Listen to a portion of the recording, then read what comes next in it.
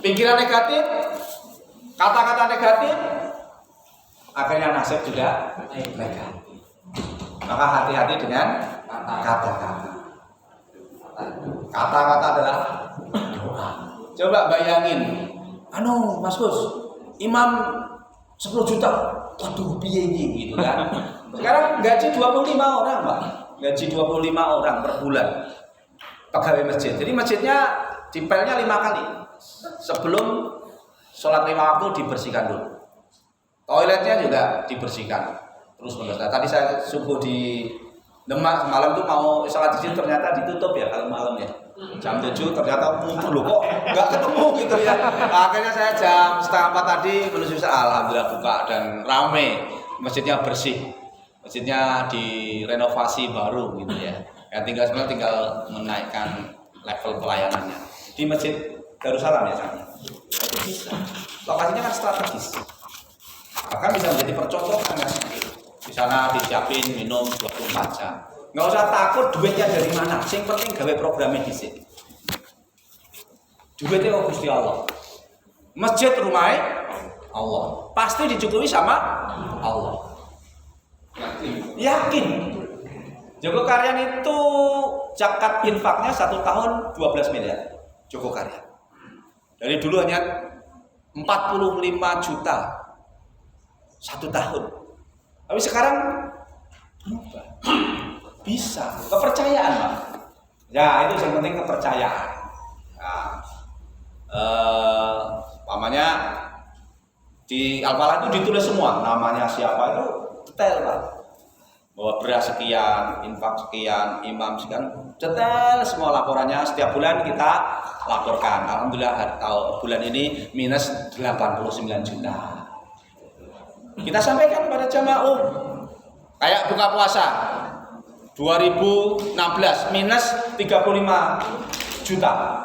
Kita sampaikan kepada jamaah sholat Jumat bahwa barang siapa memberikan buka puasa maka pahalanya seperti orang puasa. Namun kenapa sampai saat ini masih minus catering 35 juta? Berarti jamaah yang hadir di Al-Falah kurang yakin akan pahala yang dijanjikan sama Allah Subhanahu wa taala. Maka saya sampaikan, saya tunggu sampai 3 hari karena waktu itu lebaran. Kami mohon kepeduliannya untuk menyelesaikan utang ke catering. Alhamdulillah habis Jumatan Pak Jumadi dari Kediri ngasih 20 juta. Terus ibu-ibu dari Tangerang ngasih 17 juta. Dan sorenya surplus. Akhirnya dan di penghujung Ramadan motong kambing. Dalam waktu 1 hari. Jadi disampaikan aja apa kebutuhannya kepada jamaah, pasti jamaah akan menyelesaikan. Bikin kanopi 72 juta, kita sampaikan per meter, kita lelang. Apapun saya komunikasikan.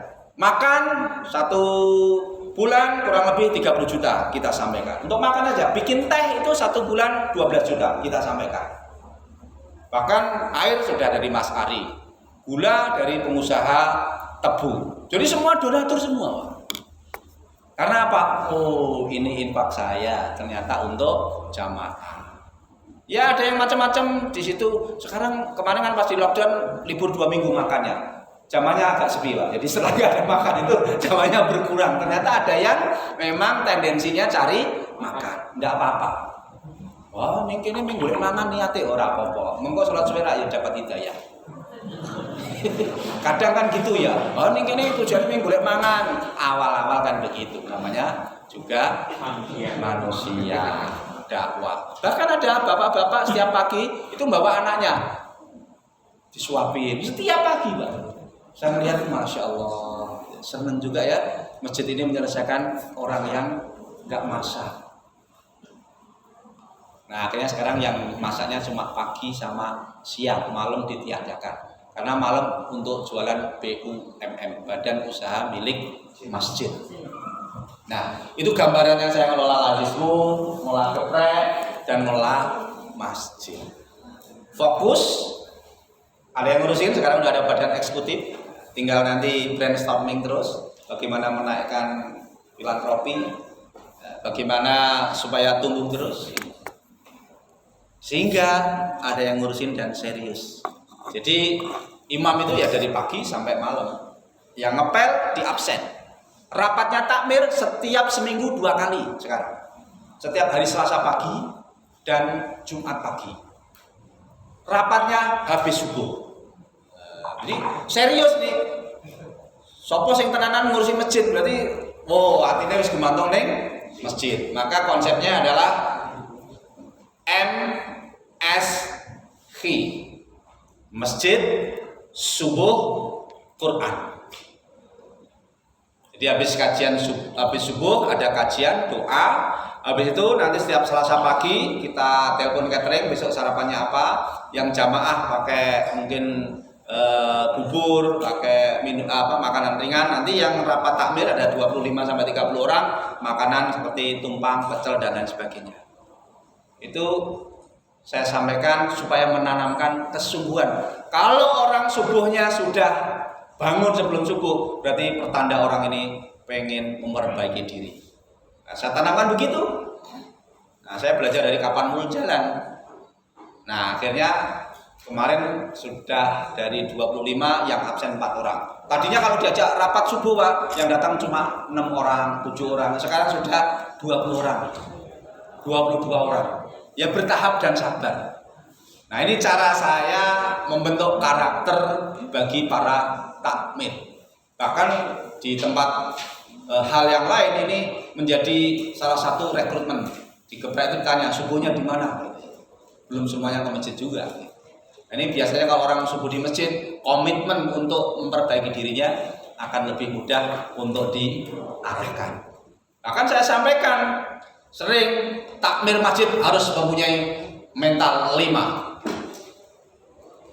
Leadership, entrepreneurship, revolusioner, radikal dan provokatif. Ini ciri pemimpin. Leadership mempunyai jiwa pemimpinan, entrepreneurship berarti dia inovatif, revolusioner berani mengambil keputusan-keputusan yang menantang gitu ya. Makan 3 kali gitu. Subuh berhadiah umroh. Jadi di Masjid Al-Falah gitu Pak, awal-awal tuh sholat subuh berhadiah umroh. Yang datang berapa? 2.850 jamaah. Wah, neng Al-Falah nek subuh hadiah umroh. Sing teko akeh piye kan? Ada yang nyater truk, nyater mobil, sampai nggak muat. Jadi perlu dikasih gebrakan gitu ya. Habis itu sholat sholat tarawih berhadiah umroh. Dan kalau Ramadan ya 2019 sebelum ada pandemi, imamnya dari Timur Tengah. Sholat tarawih serasa di Masjidil Haram. Nah, gitu. Imamnya ada 3 Pak. Satu imam 80 juta.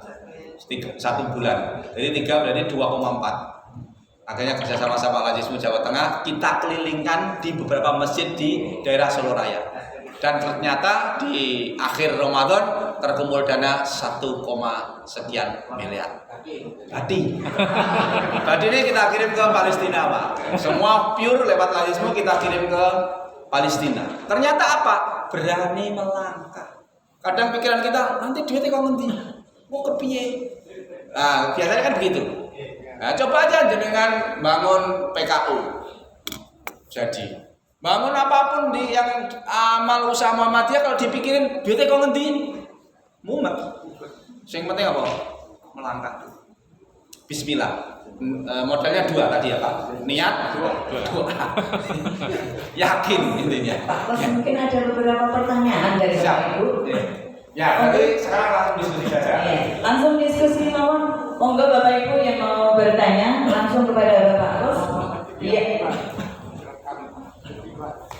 Cukup 3 saja terlebih dahulu. Jadi, monggo. Assalamualaikum warahmatullahi wabarakatuh. Ini sebuah dakwah luar biasa sekali, dalam pencerahan yang luar biasa. Tadi disebutkan yang pertama Bromo Singapura diterangkan bahwa ini aplikasi dari Silaturahim. Yang kedua Tulus Simoni sama Mobil yang baik bisa ingin dapat penjabarannya juga. Kopi yang baik. Yang kedua Tulus Simoni sama Mobil yang baik. Kalau yang pertama sudah disebutkan. Terima kasih Pak. Lajeng kemauan apa? Pede juga jawab Pak. yang baik. Oh iya, monggo Bapak. Ya, terima kasih. Assalamualaikum warahmatullahi wabarakatuh. Waalaikumsalam. Saya dari cabang Karanganyar Demak, bukan Karanganyar Solo. Saya Sri Sugoko. Saya ketua cabang Karanganyar. Lulusan saya dari STM. Jadi sebenarnya juga agama tidak begitu getol, untuk bisnis juga tidak begitu getol. Tapi ini menyangkut dari apa yang diutarakan dari Pak Kusnandi tadi, memang menjadi suatu istilahnya provokator betul. Karena apa? Sejak dulu itu si Karanganyar itu kan sekarang itu untuk radismenya itu tadi dikatakan baru embrio gitu, jadi melayani kota-kota dan lain sebagainya itu, dan alhamdulillah punya SMK juga masih kembang kempis. Jadi itulah motivasi ini yang sederhana sekali. Tadi yang diutarakan itu tentang keberhasilan terus, Pak. Kegagalan tadi itu tak tunggu-tunggu pada ada. Tadi bilangnya tidak semudah membalikkan tangan. Nah, balikkan tangan itu yang sulit. Tapi sebenarnya tadi yang ditanyakan oleh Mas Lumo Sengato itu tadi silaturahmi, tutur sewengi, ngombe-ngombe itu aja mau saya tanyakan, tapi sudah ditanyakan tadi. Yang penting totalitas serius melayani. Soalnya saya sejak kecil itu, saya itu istilahnya diwarai mbah saya. Istilahnya seperti wong itu narimo ing panggung wis anane. Jadi waktu saya dilantik jadi ketua cabang dengan sekretaris saya wis rasa muluk-muluk seperti melaku. Jadi ini kenyataan, Pak. Mulane cabang Karanganyar yo orang maju, orang mundur. Soalnya narimo ing panggung. Nah, itulah mengenai motivasi ini sekali. Tadi tak tunggu-tunggu kegagalan nopo, tidak semudah membalikkan tangan. Kalau ceritanya kan katanya pengalaman itu satu guru yang luar biasa gitu, Pak. Terima kasih dari cabang Karanganyar, mohon maaf kalau memang kata-kata saya agak kasar, Pak. Memang ini wongnya strogol itu. Terima kasih untuk yang kedua kalinya, boleh ya, Pak? Ini apa yang dikatakan oleh Ibu Mulyani itu mengenai negara maju, itu saya itu terinspirasi juga. Indonesia kok dikatakan negara berkembang gitu, padahal orangnya juga makannya sama, mungkin sana malah lebih lembek, sini malah atas ya. Tapi dikatakan karena sana juga berpikiran tentang istilahnya investasinya maju. Semuanya beda bergerak, tapi sini itu orangnya yang bergerak, tapi modalnya itu mandek. Itu apa yang dikatakan Pak Dokter seperti dulu Pak Dokter Fuad itu memang kita harus punya niat dulu. Yang penting niat tadi, ada niat, ada doa, dan insya Allah ada modal semuanya, yaitu di saku-saku umat, dijeduk saya uang-uang itu. Itu yang saya eling-eling. Tapi motivasi ini tolong nanti untuk kegagalannya diuraikan, Pak, untuk pengalaman saya, karena saya itu gagal terus ya, Pak. Terima kasih. Dan kedua kalinya itu tadi yang menjadi motivasi saya. Istri saya dulu kadang-kadang juga vertigo, Pak. Turungan ini darah dhuwur gitu ya. Roda itu pada bojoku aku menimbang. Ya itulah keseimbangan untuk kehidupan di dunia ini. Cita-cita hanya dua, yaitu hidup bahagia dan mati masuk surga. Terima kasih. Wassalamualaikum warahmatullahi wabarakatuh. Satu lagi Ibu. Ibu dulu. Tadi Karanganyar juga ya. Khususin, ngobrol khususin. Perlu nambah pertanyaan ini. Terima kasih. Assalamualaikum Iya, baru warahmatullahi saja. wabarakatuh. Waalaikumsalam warahmatullahi Saya mau bertanya tentang masjid, Bapak. Oh ya, saya kecil nggak bisa. Tentang masjid. Saya melihat Masjid Jogokarian itu sangat sederhana sekali pembangunan masjidnya. Padahal Masjid Jogokarian termasuk konsepnya luar biasa banyaknya. Jadi itu dihabiskan 0%. Ya. Yang saya di sana, masyarakatnya, pemberdayaan masyarakatnya luar biasa. Jadi Insya Allah ibu-ibu dan bapak-bapak yang sudah pernah ke sana sudah melihat bagaimana kondisi pembangunan Masjid Jogokaryan yang sangat sederhana. Nah, untuk seperti itu yang ingin saya tanyakan, mana dulu yang harus kita perbaiki? Apakah kita mendahulukan pembangunan masjid atau kita mendahulukan pemberdayaan masyarakat sekitar? Atau tadi seperti yang Bapak sampaikan, mari bagaimana supaya jamaah itu senang dengan masjid kita yang hanya seperti itu. Ya, karena masjid itu masih banyak jamaahnya, masih kurang sekali dengan kapasitas yang hari-harinya cuma segitu aja, masih longgar seperti itulah. Terima kasih. Assalamualaikum warahmatullahi wabarakatuh. Baik, kita batasi 3 terlebih dahulu. Monggo Bapak Susanti. Baik. Pertanyaan pertama sama kedua sama. Kopi pahit ini adalah kegagalan. Kalau saya cerita kegagalan ada di buku saya ini, saya tulis. Pelipis saya ini, Pak, ini bekas luka, adalah bekas dorong gerobak.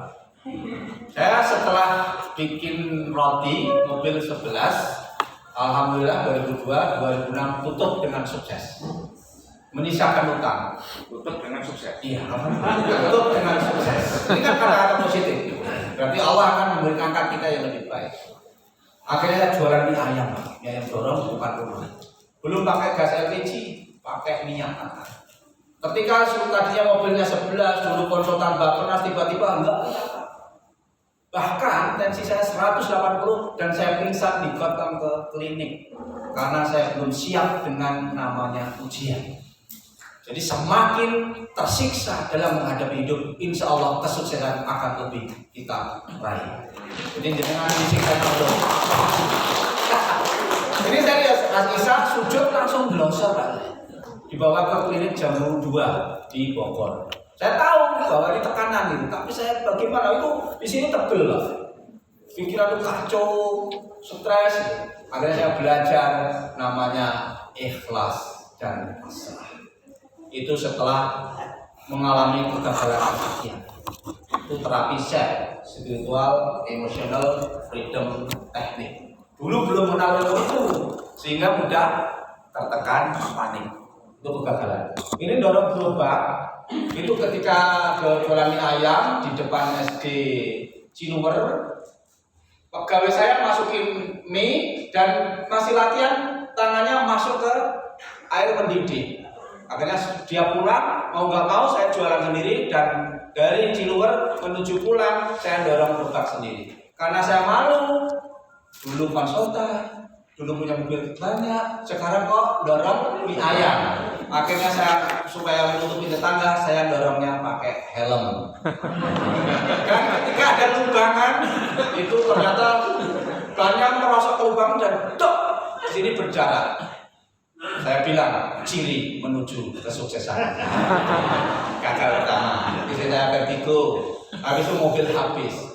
Habis itu Pak, saya mie ayam ada 6 cabang, 7 karyawan, bertahan setahun. Saya balik lagi konsultan. Waktu Aceh kena gempa, saya menjadi relawan di sana. Saya relawan sana, pulang mie ayamnya tutup dengan sukses. Habis itu saya mendirikan Ayam Pakuan. Nanti dibuka aja di YouTube. Viral 21 cabang, dimodalin Pak Lihan dari Banjarbaru, Banjarmasin, masuk iklan di TV. Nanti buka aja iklan Ayam Pakuan. Udah 20 cabang, ternyata Pak Lihan masuk penjara. Dan ditanya siapa saja yang kamu modali? Salah satunya adalah Kosnati. Dia tinggal di mana? Taman Kenari. Kamu ngasihnya di mana? Hotel Front Jakarta. Baik, saya telepon sama Polda Banjarmasin. Pak Kosnati? Iya. Pernah menerima uang dari Pak Lihan? Iya. Baik, Anda menjadi saksi Pak Lihan di penjara. Siap. Saya berangkat sama Opek Pembuati di sana dan akhirnya disidak sama dari jam 10 malam sampai subuh, ditanya sama Polda, diinstruksi sama Mas Opek di hotel sana, akhirnya sama pengacara saya Pak Sobar Sukmana, ini daripada masalah seluruh aset dan seluruh kerjasama Pak Lihan serahkan saja sama Polda Banjarmasin. Tadinya masih punya cabang 20, pulang tidak punya apa-apa. Akhirnya saya merantau ke Lampung, Palembang, Pekanbaru, Medan, Aceh. Menjadi motivator, chef, dan terakhir kerjasama sama manajemen Mental Dunia, Pak Agi. Akhirnya tidak bisa menjadi motivator. Ini adalah satu perjalanan luar biasa ketika saya meniti perjuangan membangun bisnis. Artinya apa? Ya nggak mudah. Itu saya sakit, itu saya tinggal, ya udah. Sekarang di Sragen, mudah-mudahan di Sragen bisa ketemu rezekinya. Jadi saya membangun rumah tangga 98 dan pulang Sragen 2010. Berarti kurang lebih anak saya SMP kelas 1 baru ketemu saya bangun bisnis, Pak. Jadi jatuh bangun jualan baju, jualan apa? Nasi hit, nasi kucing di Gajah Mada di kampus Gajah Mada itu juga pernah, jualan es rumput laut pernah dan sebagainya. Berkaitan dengan utang piutang pernah, makanya tekanan batin luar biasa. Bahkan saya pernah sampai putus asa, kayak saya nggak cocok jadi pengusaha, saya tak jadi pegawai saja. Akhirnya ditelepon Pak Dodo Sartono, gimana kalau kita bikin usaha di Sragen? Awakmu kan di pengalaman betul ayam goreng. Baik, saya latih bikin bumbu, cocok di sama calon bupati waktu itu Pak Agus Faturrahman. Nah ini enak banget, tapi duduk ayam tepung kan butuh ayam kampung Sragen Bu. Saya akhirnya riset sama saya ngumboin ayam kampung. Saya ke pasar sendiri sama Pak Dodo, cari ayam sendiri, tak cuci sendiri, tak bumbu sendiri, rebus sendiri, goreng sendiri, duitnya kayak ini. Itu 2010 bulan Maret. Baru situ pelan ketemu Pak Dodo, alhamdulillah balik situ sabar, dan baru ketemu di situ 2012 bisa menempati luas lahan 800 meter. Awalnya tanah tersebut dijual 800 juta, saya nggak punya duit. Dijual lagi 1,4 nggak punya duit, dan baru kebayar kemarin bulan Desember tahun 2019. Mendekati 5M. Jadi murah dan tidak bukan masalah harga, murah dan tidak di duit orang. Nah, artinya apa? Kalau menyaksikan penderitaan gitu ya, rumah di Bogor saya jual, mobil dijual, jangan punya apa-apa, pulang ke Sragen gitu ya. 2010 itu saya federal aja nggak punya, Pak.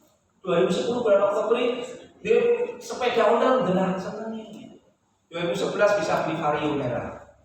2012 bisa punya mobil. Nah, baru sekarang punya kantor, punya karyawan kurang lebih 300 lebih saya. Ternyata perjuangan ya, kesuksesan tidak ada semudah membalik telapak tangan. Lungo sing ado berarti harus banyak-banyak silaturahmi, harus banyak-banyak berteman. Ngombe kopi pahit adalah tadi. Pahit getirnya kehidupan kita sudah jauh. Rasulullah berdakwah pahit pasti. Dilemparin, dimusuhi, dihina, dianggap orang gila. Bahkan di Muhammadiyah sendiri pun siapapun mengalami hal yang sama. Kopi pahit. Turu ini artinya apa? Harus istirahat, diusahakan sholat yang mulai walaupun 1 rakaat atau 2 rakaat. Insya Allah itu akan mendapatkan nasrullah dari Allah. Itulah makna iman. Makanya ya saya hadir di sini bisa cerita karena di perjalanan sama Allah. Seandainya istri saya nggak vertigo, saya nggak kejedot gerobak, saya nggak bangkrut, saya nggak bisa bercerita dan nggak bisa menulis buku. Saya jadi takmir sama Pak. Awal-awal kos Nabi, jangan sampai kamu mengelola Masjid Al-Falah seperti mengelola perusahaan. Mentang-mentang kamu mempunyai PT Geprek Group, nanti Al-Falah kamu kelola seperti PT. Gila. Saya upload, dibutuhkan imam hafid Quran atau 15 juz dengan gaji 3,5 juta tahun. Langsung, kamu jangan ngangkat imam, kamu jangan gunting dalam lipatan. Wah, itu dulu. Saya sempat rapat dimusuhin yang tak leren. Jadi saya ngelola Al-Falah itu tidak semudah juga. Setahun pertama konsolidasi musuhan sama senior-senior. Jadi saya terus lagi gebrak meja sampai istri saya, Mas pasang musuhin mesin, supaya ini nikahannya juga. Rumah saya didatangi Intel, difoto, kosan ditanyain, ditelepon dari Polda. Wah, soalnya tekanan luar biasa. Itu mau pamit. Nah, ketika sudah melalui semua, dulu kamu merasa seperti perusahaan. Nah ini kurang atau ini. Kurang pikir. Datang aja ke Adi 1 bulan 66 juta untuk gaji takmir. Datang aja ke Ustaz Ari ini bayar listrik aja 55 juta. Datang aja kalau lihat di YouTube, di internet untuk operasional Masjidil Haram itu kalau 2.000 orang kali 5 juta berapa? 15 sekian. Artinya kan belum tahu. Nah sekarang dulu yang bilang begitu motoran bareng saya benar. Kerennya mungkin apalah. Matur nuwun dhisik mbok unek-unek ya. Terima kasihlah kepada orang yang memusuhi kita. Terima kasihlah kepada orang yang mencemooh kita dan terima kasihlah kepada orang yang memusuhi menzalimi kita. Itu yang akan menguatkan kita menjadi orang yang kuat. Jadi nek wong diunek-unekke, wong dilolokke, rumah. Biasa radisme, EDM atau bangun apapun pasti bermusuhan, pasti nggak sinkron. Tapi nanti ketika sudah sukses, matur nuwun nggih, sampun lolokke, matur nuwun dekorator, wis medeni, vertigo, vertigo rasa cerita. Yang ketiga, mana dulu bangun masjid atau SDM? Kalau versi saya bangun SDM. Bangun SDM penting, bangun masjid gampang. Bangun masjid, saya datang ke Turki. Bangunannya luar biasa, subuhnya yang diceritakan di salah satu koran. Katanya anak-anak muda bawa kendaraan rapi, wah penuh indah. Waktu belum Hagia Sophia dibuka ya, sekarang kan sudah dibuka. Jadi sana itu kalau saya diskusi sama Pak Kiai Jadir, masjidnya api, tapi nggak ada jamaah adalah candi Islam. Selfie, bagus ya. Pengen foto, tapi rano sing sholat. Sholat subuh itu hanya separuh saf pertama. Reliefnya, bangunannya keren, masjid di Turki. Tapi masjidnya kenapa di Tokaryan nggak bangun masjid? Karena bangun peradaban dan bangun manusia. Apalagi kenapa masjidnya biasa saja? Didatangi dari Tasik, dari Bupati Bontang. Masjid ini kok kayak gini? Nah ini saya nggak bangun masjid, tapi bangun manusia, peradaban. Kalau bangun manusia, SDM, nanti kalau dia maju pasti bisa bangun masjid. Bagaimana Rasulullah bikin masjid Nabawi? Dari kotaan aja, hanya panjangnya 35 meter, hanya kotak aja. Tapi sekarang luar biasa. Triliunan, karena bangun akhlak dan peradaban. Ini versi saya, versi Joko Karya. Kecuali ada donatur seperti Masjid Suciati, Masjid Mudhar Arifin, di mana Gresik itu kan miliaran karena ada PT Polo Jogosari. Kalau di sana ada Suciati motong ayam. Nah, kalau saya kan berjamaah semua. Jadi kalau jenengan tengah apalah Masjid Ramadan sepanjang tahun. Jadi luasan Ramadannya terus nih kali lagi. Bahkan masjid ramah tengkar suami istri. Ujungnya patuh kalau suami istri, timbangan yang masjid, cek aku, timbangan yang ngomong yang diundang yang bocor yang masjid baru. Ada kopi, ada teh, makanan gitu. Ada Pak Joko itu jam 2 malam sudah dikasih kapal. Jadi masjid jadi solid umat. Masjid menggembirakan, masjid membahagiakan orang tua, anak-anak, remaja, ibu-ibu dan semuanya. Kalau jangan studi banding sebaiknya hari Minggu. Bagaimana ibu-ibu sekitar 40 orang melayani semua jamaah, bagi bubur, bagi nasi, bagi sop dan sebagainya.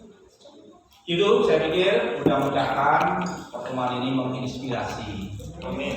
Saya yakin yang hadir di sini diperjalankan sama Allah. Amin. Sebagai perwakilan untuk memakmurkan rumah Allah, memakmurkan alam Allah, menjaga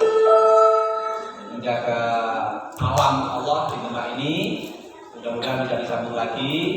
Ini ada para pengusaha yang hadir di sini bergandengan tangan. Insya Allah semua persoalan pelan-pelan akan bisa terselesai. Amin. Mohon maaf, nanti yang ngerti buku cuma bawa sedikit dari di depan. Ini hadiah Mas Rizky untuk kecelnya gitu. Nanti saya bimbing langsung kalau pengen belajar bisnisnya. Ya, karena tadi sudah diskusi gitu ya. Nah, tapi syaratnya diopeni lagi semua ya. Terima kasih. Assalamualaikum warahmatullahi wabarakatuh. Luar biasa.